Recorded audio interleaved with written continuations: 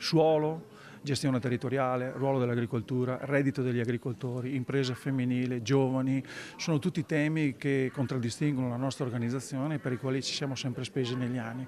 Queste le richieste degli agricoltori della CIA Veneta al candidato presidente della regione per il centrodestra, Alberto Stefani. Un comparto importante, quello dell'agricoltura, che vede 670.000 imprese attive in tutta la regione e che si sente sentinella sul territorio.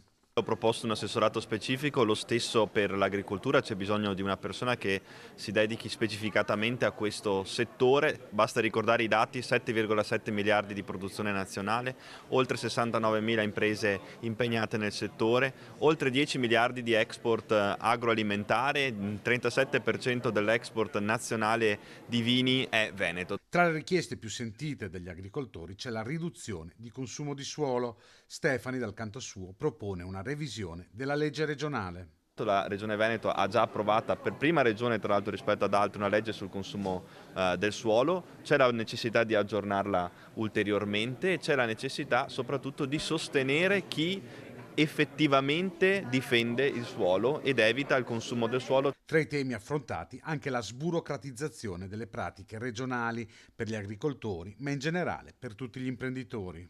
Venire loro incontro con uno snellimento delle procedure burocratiche, con una riduzione, se non addirittura un abbattimento dei costi di istruttoria per quanto riguarda l'accesso al credito e ai fondi di rotazione, un aiuto ai primi insediamenti degli agricoltori giovani e un sostegno per quanto riguarda i casi di fenomeni meteorologici che causano problemi ai nostri agricoltori. Non possiamo più pensare che quando si verifichi un evento di questo tipo imprevedibile e di certo non imputabile a un agricoltore ci debba rimettere l'impresa agricola.